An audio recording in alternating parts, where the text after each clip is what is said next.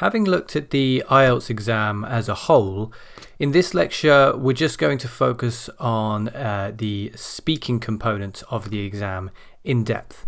So let's get started by looking at some key points that you need to know. First of all, as we know, the speaking part comes last in the exam, usually following the writing exam, and it's broken up into 3 different parts. The exam altogether, the speaking component altogether, will take around 11 to 14 minutes. Part 1 will be around 4 to 5 minutes, Part 2 around 3 to 4 minutes, and Part 3 about 4 to 5 minutes, like Part 1. You will speak to a real life person, not a machine, like in other exams like TOEFL and so forth. And you will be told when the test begins, so you don't need to worry about being examined from the moment you walk in to the room with the examiner. You will be told once you are being judged. And the test will be recorded as well. They will tell you this on the day. This is more for training purposes, but also in case you want your exam to be remarked. So part 1 is called the interview stage, and this part of the exam is where the examiner will introduce themselves to you, and they'll ask you to introduce yourself by confirming your identity through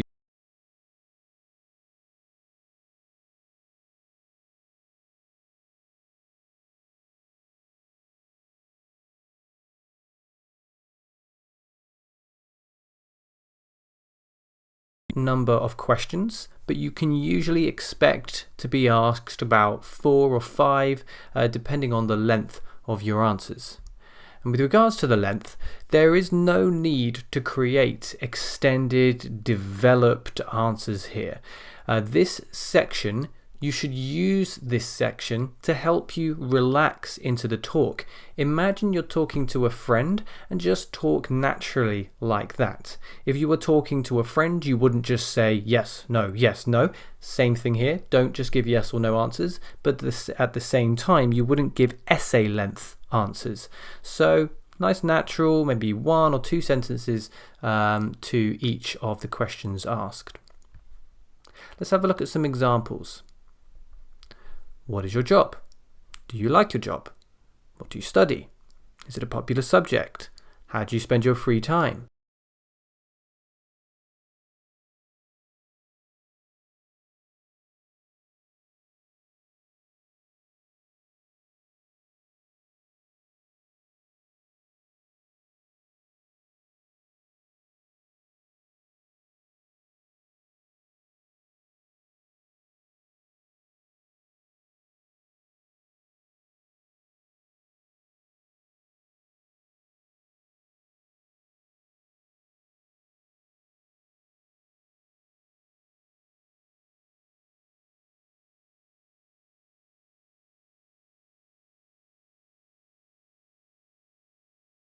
You will be given 1 minute to prepare and make notes to help you in your talk, and then you will be told when that 1 minute has passed. After that, you'll be asked to perform your talk for 1 to 2 minutes.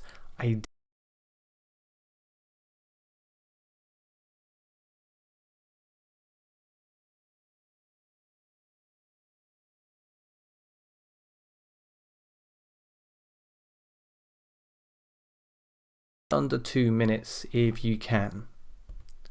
The examiner may also ask you a follow-up question based on your talk.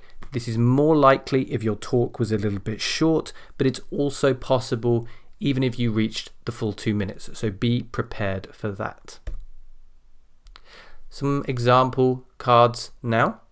Describe the person in your family who you most admire. Describe an interesting historic place.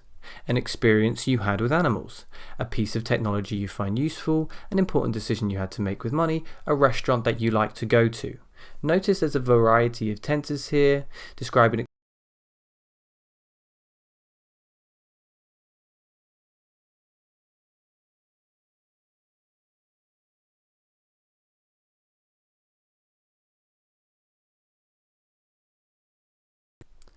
Let's have a look at part 3.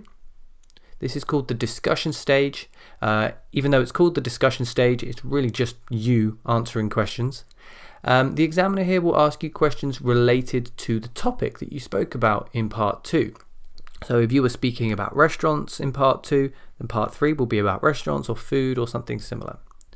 Now, these questions are made to give you the chance to discuss more abstract issues and ideas. There is no set number of questions, just like in part 1, but you can usually expect to answer around 3 questions that you can usually take around 4 to 5 minutes. Now, answers to these questions, as you can probably guess, should be longer and more developed than answers to part 1 questions. If you've watched my course on writing task 2, you should try to think of your part 3 answers sort of like body paragraphs in writing task 2 in your essay.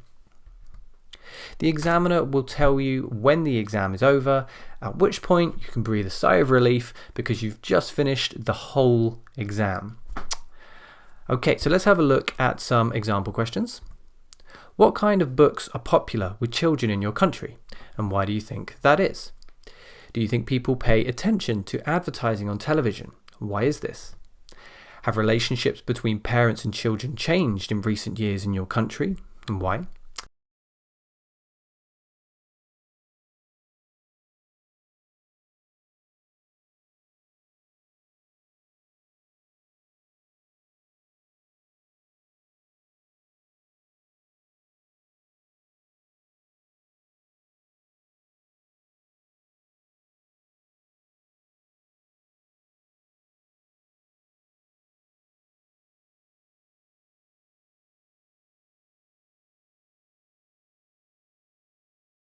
We will go into much more detail on these sections within the bulk of the course. So in sections 2, 3 and 4, we'll be looking at part 1, part 2 and part 3 in more detail. For now, we'll finish up this section here, section 1, by looking at how the examiners mark your speaking performance.